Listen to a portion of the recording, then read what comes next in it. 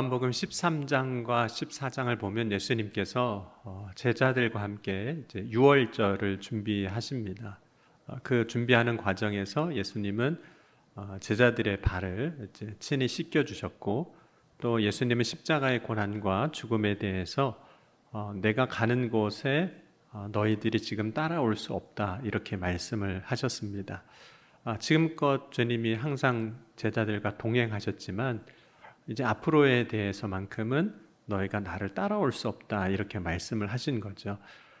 예수님께서 그렇게 말씀하시는 이유는 이제 앞으로 예수님께서 하실 일은 아무리 제자가 자신들이 능력이 대단하고 또 그럴 마음이 있다 할지라도 예수님을 대신하여 할 수 있는 일이 아니기 때문입니다. 물론 이제 구레네 시몬 같은 경우가 예수님 십자가 지실 때 대신 잠시 그 십자가를 지기는 하지만, 그 구레네 시몬이 지는 십자가로 다른 사람의 죄를 대속할 수 있는 것은 아니기 때문입니다. 오직 죄가 없으신 예수님만이 모든 사람의 죄를 대속하실 수 있습니다. 그래서 요한복음 14장 6절에 예수께서 이르시되 내가 곧 길이요 진리요 생명이니 나로 말미암지 않고는 아버지께로 올 자가 없느니라고 말씀하신 겁니다. 그러자 베드로가 그런 이야기를 합니다. 주님, 제가 주를 위해서도 목숨을 버리겠습니다. 그러나 예수님은 그 베드로의 고백을 들으시고 오히려 닭이 울기 전에 내가 나를 3번 부인하리라고 말씀을 하십니다. 예수님은 제자들 앞에서 예수님에게 그리고 제자들에게 앞으로 이제 일어날 일에 대해서 이제 말씀을 해주신 거죠. 우리는 우리의 앞날에 어떤 일이 일어날지 잘 모릅니다. 그래서 우리는 때로는 내일을 염려하며 살기도 하고 불확실한 미래에 대해서 이제 불안해하기도 하고 두려워하기도 합니다. 내일을 안다면 두려워하지 않을 수 있을까요? 어떤 분은 어떤 부분에 있어서는 내일을 아는 것으로 인해서 기대하고 기뻐할 수도 있지만, 오히려 또 내일을 아는 것으로 인해서 근심하고 걱정할 수도 있습니다. 그래서 이런 상황이 이런 말과 잘 어울릴 것 같아요. 모르는 게 약이다. 아는 것이 병이다. 모르는 게 약이고 아는 게 병이고 뭐 그럴 수도 있는 거죠. 그럼 아브라함이 하나님의 말씀을 듣고 하나님이 지시하신 산 이제 모리아산으로 가게 됩니다. 아브라함이 모리아산에 도착하게 되면 물론 아직 아무것도 하지 않은 상황이지만 무슨 일이 일어날 줄 사실 알고 가는 거죠. 그런데 아브라함을 제외한 주변 사람들, 예를 들자면 아내였던 사라 혹은 아들이었던 이삭, 그리고 아브라함과 함께 동행하여 올라갔던 그 종들은 사실 무슨 일이 진짜 일어날지 모르고 가고 있습니다. 물론 각각 생각하는 것들이 다르고 기대하는 것은 다를 수 있지만 그것은 정말 각자의 생각과 기대일 뿐인 겁니다. 그럼 아브라함은 이제 모리아산에 가면 무슨 일이 일어날 줄 알아요. 왜냐하면 하나님이 말씀하시기를 이삭을 번제로 드리라고 말씀을 하셨기 때문에 무슨 일이 일어날 줄 압니다. 근데 알고 가는 그 길, 염려가 없고 걱정이 없는 게 아니에요. 오히려 알고 가는 그 길에 너무 걱정이 되고 염려가 되는 거죠. 근심과 걱정입니다. 하나님의 말씀에 순종해서 가고는 있지만, 하나님 말씀을 따라서 내가 한 걸음 한 걸음 내딛고는 있지만 이삭을 번제로 드려야 하기 때문입니다. 그럼 아브라함에게 있어서 가장 소중한 이삭을 드려야 하는 상황이죠. 그리고 이삭을 하나님께 드리는 일은 단순히 뭐 선지자로 이렇게 드리는, 삶을 이렇게 드리는 것이 아니라 생명 그 자체를 드리는 일입니다. 그러니까 이삭을 번제로 정말 드리고 나면 그건 회복 불가능한 일이에요. 왜냐하면 생명을 드렸기 때문에 그건 다시 어떻게 뭐 바꿀 수도 없고 어떻게 회복할 수도 없는 거죠. 그러니까 아브라함이 지금 믿음의 길을 가는 겁니다. 하나님 말씀을 순종하고 믿음의 길을 가지만 그 길은 지금 염려와 걱정과 두려움으로 가득한 그 길을 지금 걸어가고 있는 거죠. 그럼 아브라함과 이삭이 길을 걸어갈 때 이제 3일 길 이상을 걸어가고 있습니다. 그러니까 중간에 분명히 밤을 맞이했겠죠. 자고 일어나서 또 걸어가고 자고 일어나서 또 걸어가고 자고 일어나서 또 걸어가야만 하는 상황입니다. 인간은 밤에 잠을 자야 육신을 회복하고 또 내일의 길을 또 걸어갈 수가 있습니다. 밤에 잠을 자지 못하면 육신은 그 다음날 더욱 힘들고 동시에 육신의 힘듦과 더불어서 때로는 마음도 어려워지게 되는 거죠. 편히 자야 마음도 편하게 되거든요. 그러니까 잠을 잘 자는 것도 그래서 하나님의 은혜입니다. 시편 127편 2절에서 말씀하는 것처럼 여호와께서 그의 사랑하는 자에게 잠을 주시는도다 그랬거든요. 그래서 이전에도 말씀드렸지만 예배 때 주무시는 분을 늘 보면서 사랑을 받는 분이라고 그렇게 위로를 받아요. 저 스스로는. 그런데 아브라함의 그 마음, 알고 가는 그 길이지만 그 마음, 두려움과 걱정과 염려로 걸어가는 그 길에서 그 마음에 어떤 변화가 일어나는 변곡점과 같은 사건이 일어납니다. 사실 이 변화의 사건은 뭐 대단한 건 아니에요. 아들 이삭하고 대화하는 속에서 아브라함의 마음이 변하는 겁니다. 아브라함과 이삭의 대화는 이렇습니다. 같이 길을 걸어가는데 아들 이삭이 이런 이야기를 합니다. 창세기 22장 7절에 이삭이 그의 아버지 아브라함에게 말하여 이르되 내 아버지여 하니 그가 이르되 내 아들아 여기 있노라. 이삭이 이르되 불과 나무는 있거니와 번제할 어린 양은 어디 있나이까 이렇게 물어봅니다. 그러니까 이삭이 아버지와 함께 번제를 드리러 간 일이 한두 번이 아닌 거죠. 여러 번 같이 아버지하고 번제를 드리러 갔는데 번제를 드리러 갈 때는 꼭 준비하는 게 있었던 거죠. 나무도 준비하지만 실제로 하나님 앞에 드릴 양도 준비해서 갔는데 이번만큼은 그 양을 준비하지 않고 가는 거죠. 그러니까 이삭이 볼 때는 이 상황이 조금 이상한 겁니다. 낯선 상황이 벌어진 거예요. 그러니까 당연히 아버지께 물어보는 거죠. 번제할 양은 어디 있습니까?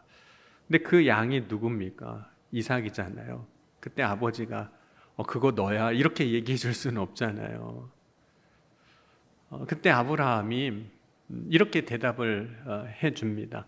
우리 창세기 22장 8절은 아브라함의 마음의 변곡점이 어디에서 일어나는지를 이제 보는 겁니다. 창세기 22장 8절 말씀을 한번 같이 읽어보도록 하겠습니다. 창세기 22장 8절 말씀입니다. 우리 찾으셨으면 같이 읽겠습니다. 아브라함이 이르되 내 아들아 번제할 어린 양은 하나님이 자기를 위하여 친히 준비하시리라 하고 두 사람이 함께 나아가서 이삭의 입장에서는 아버지에게 질문하는 건 지금 당연한 상황이죠. 그런데 아브라함이 아들 이삭의 질문을 받고 대답하는데 대답을 해주기가 참 어려운 거예요. 그러니까 그때 아브라함은 이런 대답을 합니다. 자신의 믿음을 고백하는 거예요. 하나님이 자기를 위하여 친히 준비하실 거라는 거예요. 이거는 아브라함의 믿음이거든요. 그런 기대이기도 하고 그런 믿음이에요.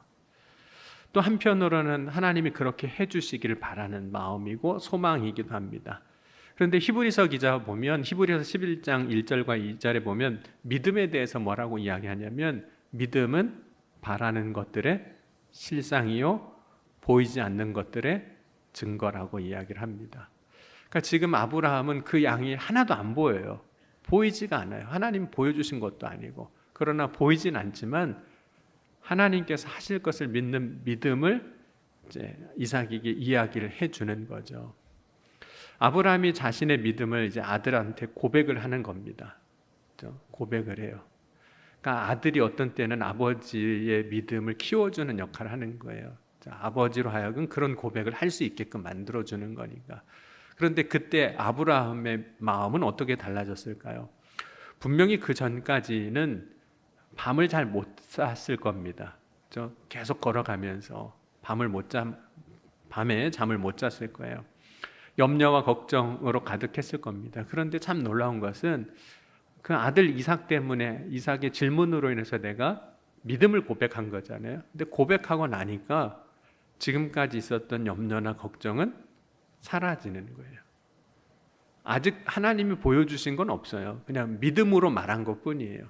믿음으로 고백하고 믿음으로 선언하고 선포했을 뿐이에요. 그런데 마음은 이제는 염려가 안 되는 거죠. 그 이유가 있습니다. 믿음은 우리의 마음에 평안을 줍니다. 여러분, 하나님이 일하시고 역사하실 것에 대해서 믿으면 우리가 지금까지 가지고 있었던 염려라든지 걱정이라든지 두려움이라든지 근심은 그 믿음 안에서 우리가 다 주님 앞에 내려놓게 됩니다. 여러분, 아브라함은 자신의 의도로 믿음을 고백하려고 한 건 아니에요.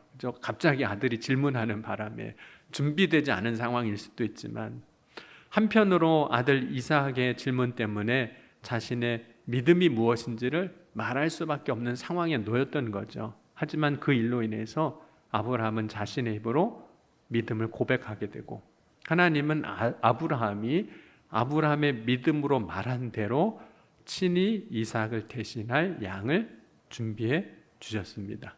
그래서 아브라함의 믿음이 그 걸어가는 길에 그 고백이 실제가 되게 하시는 하나님의 은혜를 경험하는 거죠. 여러분, 우리의 마음의 평안은 언제 찾아오는 걸까요? 상황이 좋아서가 아니라 믿음을 고백할 수 있을 때입니다. 믿음을 고백할 수 있을 때 우리의 마음에 하나님이 주시는 평안을 경험하는 거죠. 그럼 믿음의 고백 안에서 평안을 누리는 은혜가 우리에게 있지만, 또 다른 방식으로 하나님께서 우리에게 평안을 누리게 하시는 때가 있습니다. 그때가 언제냐면 성령 안에서 평안을 누리게 하시는 거예요. 예수님은 제자들과 지금 함께 있지만, 내가 너희와 함께 있지만 어느 순간이 되면 더 이상 너희와 함께 하지 못하는 때가 온다고 말씀을 해주시는 거죠. 왜냐하면 예수님이 이제 십자가에 죽으실 뿐만 아니라 죽으신 후에 물론 부활하시고 다시 살아나실 것이지만 하늘로 올려져 가실 것이기 때문입니다. 그것을 이제 누가복음 9장 31절에는 이렇게 말씀을 하고 있습니다. 영광 중에 나타나서 장차 예수께서 예루살렘에서 별세하실 것을 말씀할세, 이렇게 말씀해요.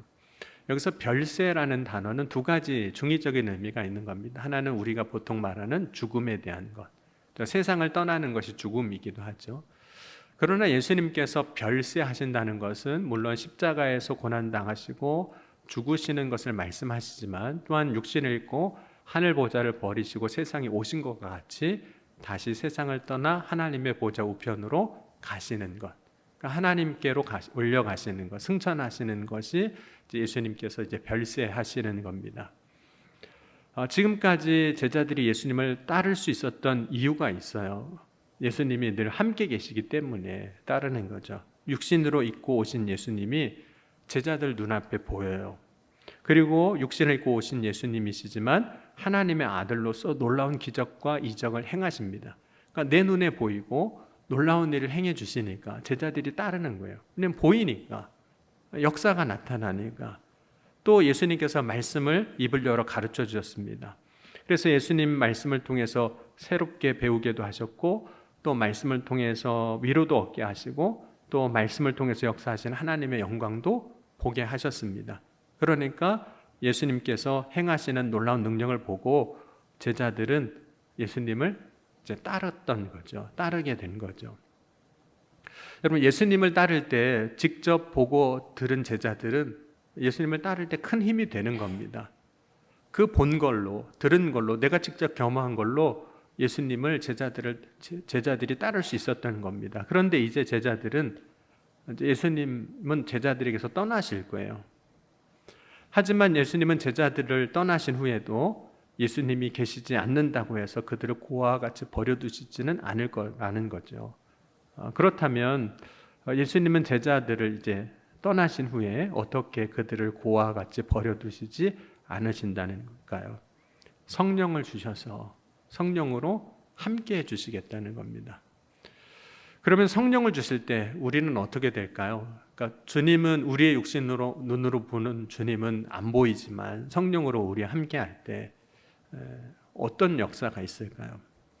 여러분, 아브라함이 믿음을 고백할 때 그 삶에, 그의 인생에 믿음의 어떤 변곡점을 맞이한 것처럼 성령을 받을 때, 성령이 우리 가운데 계실 때 하나님이 주시는 놀라운 은혜를 경험하는 그 사건을 누리게 하시는 겁니다.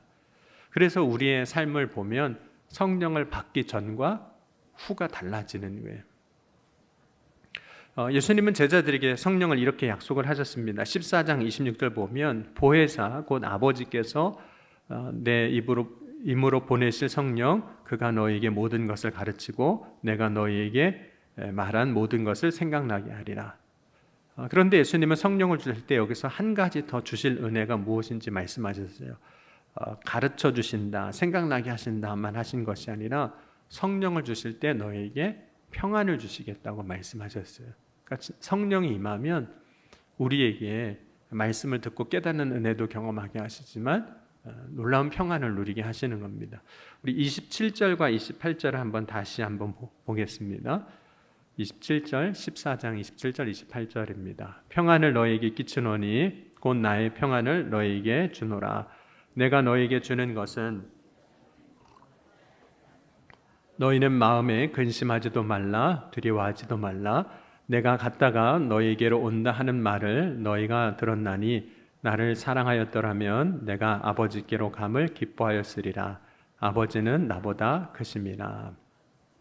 오늘 예수님께서 제자들과 떠나시면서 하시는 약속이 성령을 주시겠다고 하셨는데, 성령을 주신다고 하시면서 말씀하신 것이 평안을 너희에게 주노라 이렇게 말씀하셨어요. 그러니까 성령이 임하면 동시에 평안이 임한다는 거죠. 왜 성령이 임하시면 우리의 마음에 평안이 임하는 걸까요? 그 이유는 성령이 우리 안에 계실 때 주님이 나와 함께 하심에 대한 분명한 믿음을 가지게 되기 때문에 그렇습니다. 그럼 부활하신 예수님이 두려워하고 있는 그 제자들에게 찾아오셨어요. 그리고 그들에게 약속하신 성령에 대해서 이렇게 말씀을 하셨습니다. 요한복음 20장 19절을 보면 이날 곧 안식 후 첫날 저녁 때에 제자들이 유대인들을 두려워하여 모인 곳에 문을 닫았더니 예수께서 오사 가운데 서서 이르시되 너희에게 평강이 있을지어다. 이 말씀을 하시고 손과 옆구리를 보이시니 제자들이 주를 보고 기뻐하더라. 예수께서 또 이르시되 너희에게 평강이 있을지어다. 아버지께서 나를 보내신 것 같이 나도 너희를 보내노라. 이 말씀을 하시고 그들을 향하여 숨을 내쉬며 이르시되 성령을 받으라. 그래서 예수님께서 제자들에게 찾아오셔서 문 잠그고 두려워서 숨어있는 그 제자들에게 숨을 내쉬면서 성령을 받으라 이렇게 말씀하셨어요. 근데 그 성령을 받으라고 하실 때 제자들 마음에 두려움으로 가득했거든요. 왜냐하면 예수님이 십자가에서 고난당하시고 죽으시는 걸 보고 우리도 저렇게 되겠구나, 우리도 저렇게 죽을 수 있겠구나 생각하고 그렇게 숨어 있었는데 성령을 주실 때 그 마음의 두려움이 사라지기 시작하는 거예요. 그럼 보통의 경우 보면 두려움이 사라지는 경우가 우리에게 두려움을 주는 어떤 환경이나 상황, 조건들이 있거든요. 그런 조건들이 해소가 될 때, 우리를 염려하게 하거나 걱정하게 했던 어떤 것들이 사라지게 될 때 우리의 마음이 이제 평안이 이제 찾아오게 되는 거죠. 근데 예수님께서 성령을 주실 때에는 제자들이 지금 맞이하고 있는 그런 상황이나 조건이 전혀 개선되거나 해소된 게 아닙니다. 여전히 유대인들은 예수 믿는 사람들을 핍박하고 있었고 죽이려고 하고 있었어요. 그런데 놀라운 것은 상황이 해소된 건 아니에요. 지금 삶의 어떤 여건이나 어떤 일이 나를 두렵게 했던 그 문제가 해결된 게 아니에요. 그 문제는 그대로 있어요. 여전히 위협도 있고 여전히 나를 죽이려고 하는 위협하는 존재들은 여전히 그대로 있는데 제자들의 마음에 그 두려움이 사라지기 시작하는 거예요. 그것이 성령 안에서 누리는 참된 평안입니다. 이 평안은 이제 조건적인 평안이 아닌 거예요. 하나님이 우리에게 주시는 어떤 상황에서도 고백할 수 있는 그런 평안을 주시는 거죠. 성령을 통해 주시는 평안이 그래서 참 평안이 되는 겁니다. 상황이나 조건에 따라서 마음이 달라지고 흔들리는 것이 아니라 어떤 상황에서 그 마음의 평안이 하나님이 주신 은혜로 우리 가운데 있기 때문인 거죠. 우리는 보통 나의 인생의 삶에 불안한 상황이나 두려운 상황이 오면 그거를 이제 해결하려고 나름대로 이제 노력을 하게 되거든요. 여러분들은 어떤 상황이 여러분에게 오는 것이 제일 두려우세요? 어떤 일이 나에게 오면 이게 제일 두려운 일이 되세요? 어떤 분은 돈 떨어지는 게 제일 두렵다고 그러시기도 하더라고요. 근데 맞는 말이기도 해요. 왜냐하면 당장 살아야 되는데 돈 떨어지면 어떻게 살아야 되나, 뭐 먹고 살아야 되나, 자녀는 어떻게 키우고 앞으로 어떻게 해야 되나, 뭐 당연히 걱정이 되는 거죠. 돈이 없으면 인생이 고생이니까, 또 돈이 없으면 내가 원하는 걸 하지 못하게 되니까 돈이 있기를 구하게 됩니다. 그래서 그 나를 두렵게 하는 그 상황이 오지 않게 하기 위해서 열심히 일을 하는 거예요. 그것이 나름대로 나의 인생에 찾아올 수 있는 두려움을 해소하는 방법이에요. 왜냐면 열심히 일하면 어쨌든 돈은 벌을 테니까, 어쨌든 돈을 벌으면 돈 떨어지는 일은 막을 수 있을 테니까, 그러니까 나 나름대로 내 인생의 두려움을 해결하는 방식을 가지고 우리가 하는 거죠. 어떤 분은 건강에 대한 두려움이 있습니다. 특별히 뭐 가족력이 있거나 그러면 더 그런 일들이 있어요. 왜냐하면 유전적으로 이렇게 어떤 흘러오는 것들이 있으니까 나도 그렇게 되는 거 아닌가. 건강에 대한 염려가 있죠. 그럼 건강에 대한 염려가 있는 분들은 어떻게 할까요? 더 열심히 운동할 거예요. 먹는 것도 조심할 거고, 나름대로 할 수 있는 방법들을 다 내 삶에 찾아올 수 있는 두려움을 해결할 수 있는 방법으로 열심히 그런 일들을 이제 하게 되는 거죠.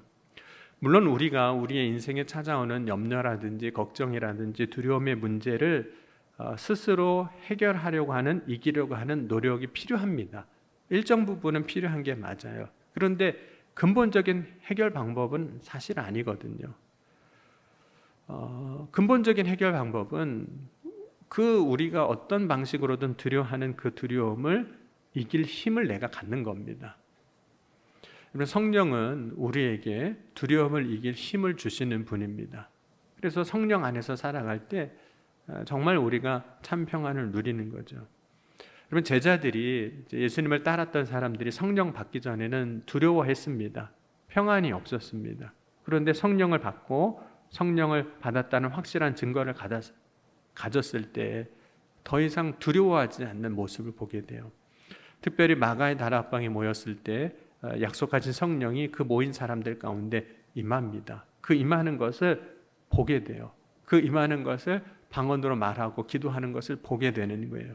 사도행전 2장입니다. 2장 1절에 보면 오순절 날이 이미 이름에 그들이 다 같이 한 곳에 모였더니 호련히 하늘로부터 급하고 강한 바람 같은 소리가 있어 그들이 앉은 온 집에 가득하며 마치 불의 혀처럼 갈라지는 것들이 그들에게 보여 각 사람 위에 하나씩 임하였더니 그들이 다 성령의 충만함을 받고 성령이 말하게 하심을 따라 다른 언어들로 말하기를 시작하니라.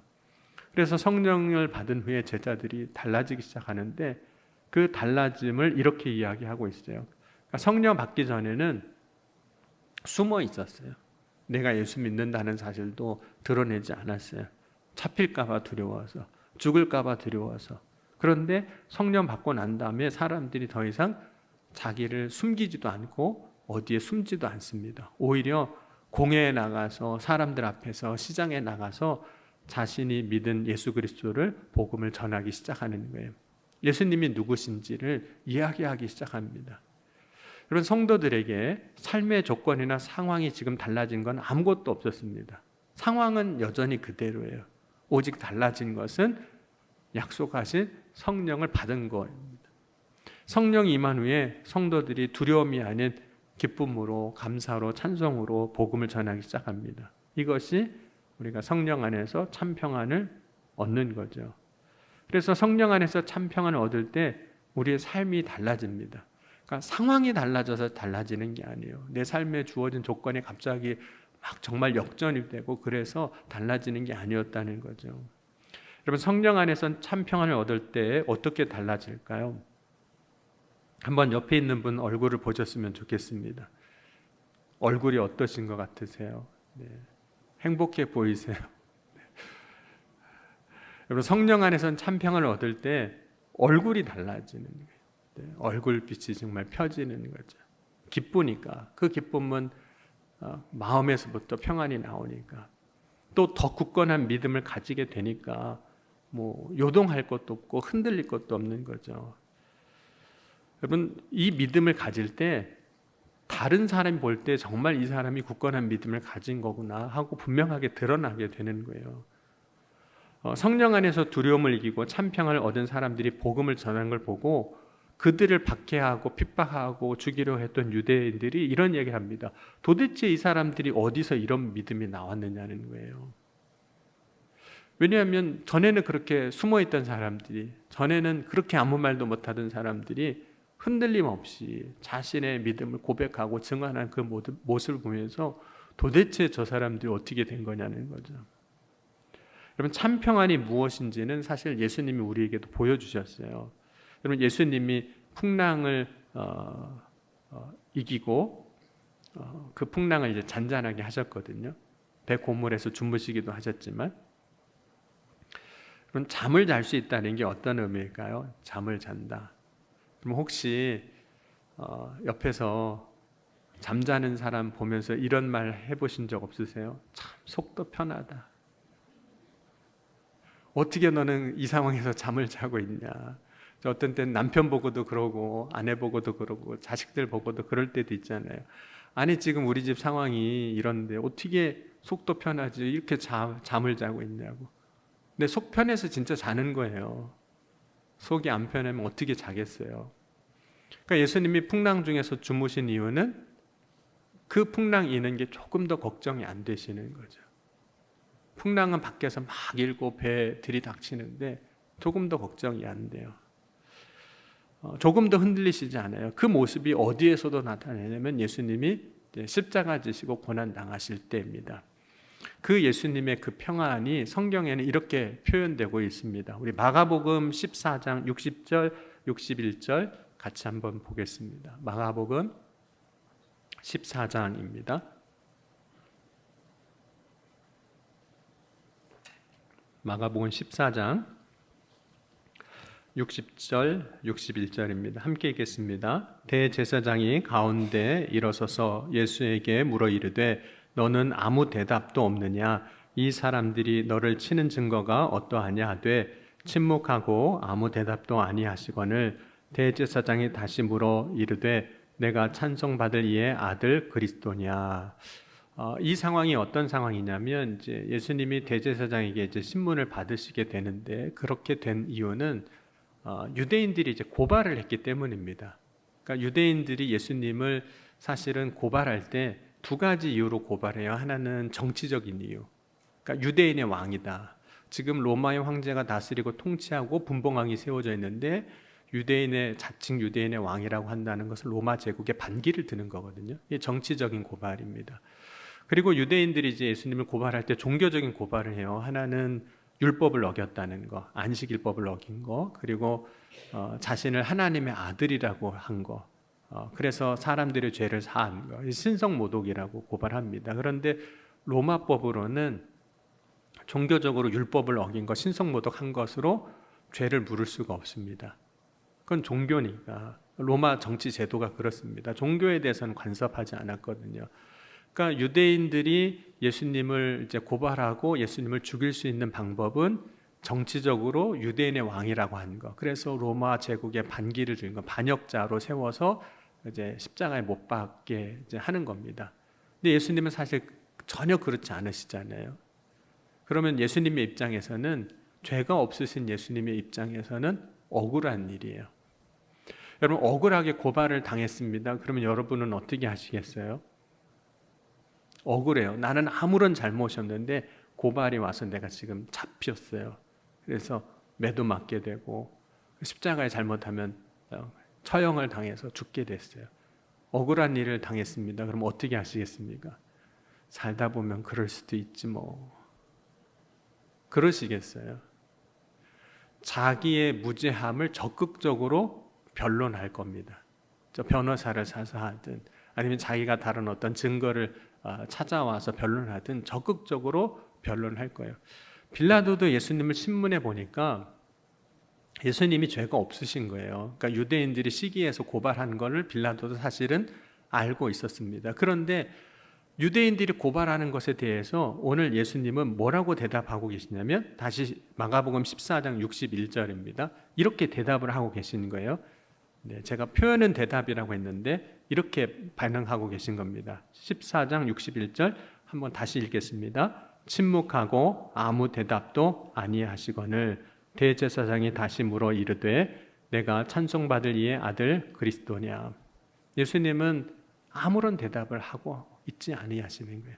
아무런 대답도 하지 아니하신 것에 대해서 오늘 성경은 뭐라고 이야기하고 있냐면 침묵했다. 여러분 억지로 고발당했어요. 억울함을 호소해야 되는데 빌라도는 그동안 많은 사람들 재판을 해봤거든요. 그런데 이런 상황이면 속에서 고발당한 사람 입장에 열불날 거 아니에요. 얼마나 억울해요. 막 열변을 토하고 자신의 무죄함을 주장할 텐데 아무런 대답도 하지 아니한 것을 빌라도도 이상히 여깁니다. 그래서 마가복음 15장 5절을 보면 예수께서 다시 아무 말씀으로도 대답하지 아니하니 빌라도가 놀랍게 여기더라 이렇게 말씀을 합니다. 보통 사람 같지가 않은 거죠. 예수님이 침묵하고 계시는 거. 근데 이 침묵의 의미가 어떤 의미냐는 거죠. 다시 이제 앞서 이야기한 것처럼 예수님이 제자들과 함께 배를 타고 가는 중에 풍랑을 만나셨잖아요. 근데 풍랑을 만나신 다음에 제자들이 깨워서 우리를 돌보시 아니하냐고 막 이렇게 원망하고 있을 때 예수님께서 그 풍랑을 향해서 이렇게 말씀하셨어요. 잠잠하라, 고요하라 이렇게 말씀하셨습니다. 근데 여기서 이 잠잠하라라는 단어가 오늘 예수님께서 마가복음 14장 61절에 침묵하시고와 똑같은 단어입니다. 같은 단어예요. 그래서 그 본래 단어 의미를 찾으면 이렇게 이야기를 하고 있습니다. 예수님께서 잠잠하라고 하신 말씀의 의미는 뭐냐면 조용하라는 거잖아요. 그건 어떤 의미냐면 평안이에요. 아무런 요동이 없는 평안한 상태. 그러니까 예수님께서 지금 억울하게 고발을 당하셨어요. 그런데 아무 얘기도 안 하시고 침묵하고 계세요. 근데 이 침묵하다가 뭘 이야기하고 있냐면 고요한 상태. 아무런 마음의 요동도 흔들림도 없는 상태. 똑같은 단어예요. 그러니까 예수님은 옆에서 누가 날 억울하게 고발했는데도 그냥 평안하신 거예요. 침묵하죠. 억울할 게 없어요. 막 마음에서 불이 날 것도 없고 열불 날 것도 없고 화가 날 것도 없고 그냥 마음은 평안하시다는 거예요. 그게 이제 침묵하셨다라는 말씀입니다. 예수님은 평안하신 거예요. 어쩌면 우리는 예수님과 같이 십자가에 못 박혀야 하는 상황은 아니겠지만 우리도 우리의 삶에 경험하고 느끼는 어려움이 있을 때, 억울함이 있을 때 막 속에서 열불이 날 거 아니에요. 그런데 성령 안에 있으면 그럼에도 불구하고 우리가 믿음 안에 있으면 그럼에도 불구하고 하나님이 주시는 은혜가 있는데 우리의 마음은 평안하다는 거예요. 이게 참 놀라운 은혜인 거예요. 막 열불 날 수도 있고 화날 수도 있고 또 억울할 수도 있는데 성령 안에서 믿음 안에서 평안하게 하신다는 거예요. 이것이 하나님께서 성령 안에서 누리게 하시는 믿음 안에서 누리게 하시는 참된 평안입니다. 여러분 예수님이 우리에게 오늘 성령을 주시겠다고 약속하셨어요. 근데 성령이 우리에게 임하면 우리는 우리의 삶의 자리에서 그런 평안을 누리게 됩니다. 물론 성령 안에서 믿음 안에서 하나님이 주시는 참된 평안을 누리고 그 평안 안에서 주님을 찬양할 수 있는 저와 여러분이 될 수 있기를 주의 이름으로 간절히 소원합니다.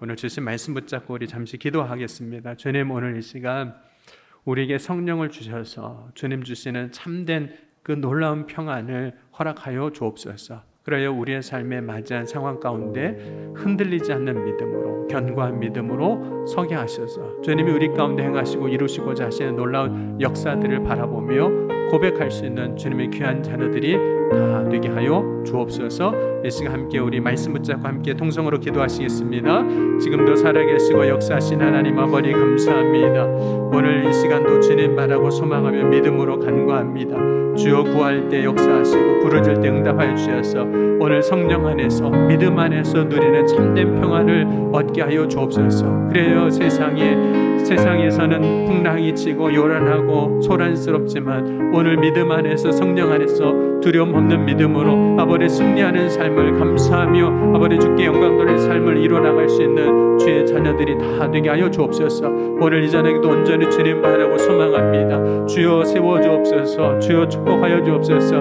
믿음 위에 굳게 서게 하시고 성령 안에 거하게 하여 주셔서 오늘도 주님 안에 주님을 영광롭게 하는 주님의 자녀들이 다 되게 하여 주옵소서. 사랑해 주님 감사합니다. 오늘 저녁에도 믿음 안에서 주시는 그 놀라운 평안을 얻게 하시고 성령 안에서 경험하는 놀라운 은혜를 누리게 하여 주옵소서. 우리의 상황 때문에, 우리의 맞이한 어떤 일 때문에 흔들리는 자가 되게 하지 아니하시고 주님 바라보고 주님 주시는 은혜를 기뻐하며 감사하며 찬송하는 복된 삶으로 서게 하여 주옵소서. 주님께서 오늘 이 저녁에 각 사람 가운데 행하여 이루어 주신 줄 믿사오며 살아있는 많으신 우리 주 예수 그리스도의 이름으로 감사하며 간절히 기도하옵나이다. 아멘.